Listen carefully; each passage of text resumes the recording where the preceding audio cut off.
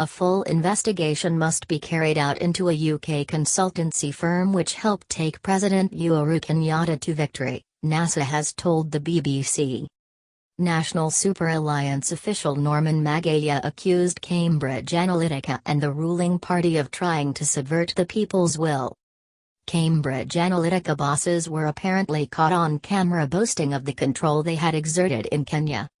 The company denies any wrongdoing. Uhuru's Jubilee party have downplayed the impact of the group, saying they employed the company's parent company, SCL, to help with branding. Jubilee Vice Chairman David Murathe told news agency Reuters, "They were basically branding and all that but not directly." More on this. Jubilee hired consultancy linked to Cambridge Analytica, David Murathe. "We wrote all the speeches."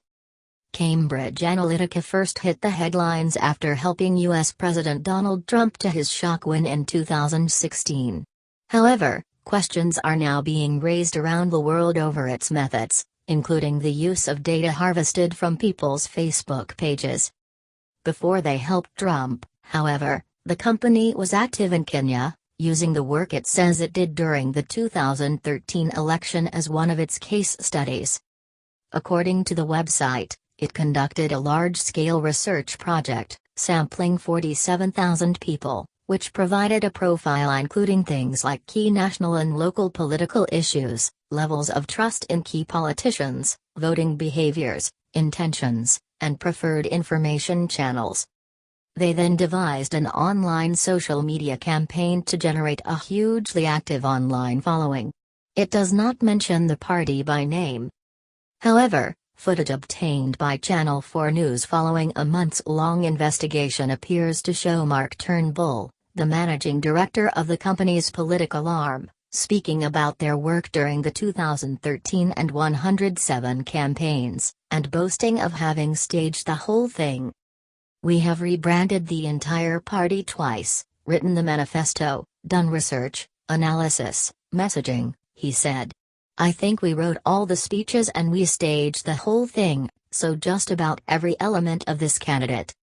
They were also caught on camera apparently saying they could use bribes, former spies and Ukrainian sex workers to entrap politicians around the world, allegations the company has strongly denied, saying it was entrapped by the investigators.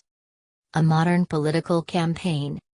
The conflicting accounts mean exactly what role Cambridge Analytica played in Kenya is unclear. In a statement addressing Monday's broadcast, the company said, like any marketing agency, Cambridge Analytica uses social media platforms for placing paid advertisements and organic content. Influencer marketing and building grassroots networks on social media are both common activities for a modern political campaign.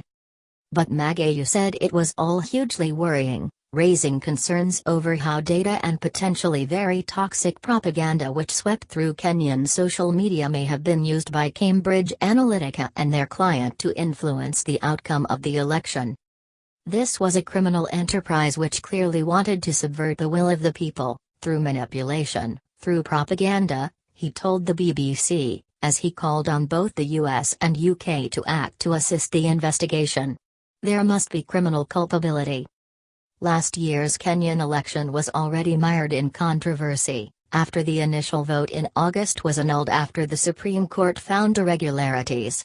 NASA presidential candidate Raila Odinga, who initially won 45% of the vote to Uhuru's 54%, then refused to stand in the rerun amid concerns the system would not have been properly reformed. Raila and Uhuru have recently made efforts to heal their differences. However, Magaya pointed out the long-term effect of a negative campaign could be very damaging in a country like Kenya.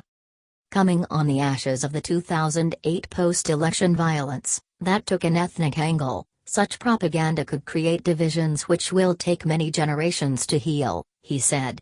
"There must be nothing short of electoral justice as a way of putting the ghosts of the 2017 election to rest." Yet Jubilee Senator Kipchumba Murkomen suggested the reach of such a social media campaign would be limited in Kenya. "Those things don't influence elections in Kenya," he told Reuters. "Kenya is not America. In Kenya, vernacular radio stations are more influential than those things.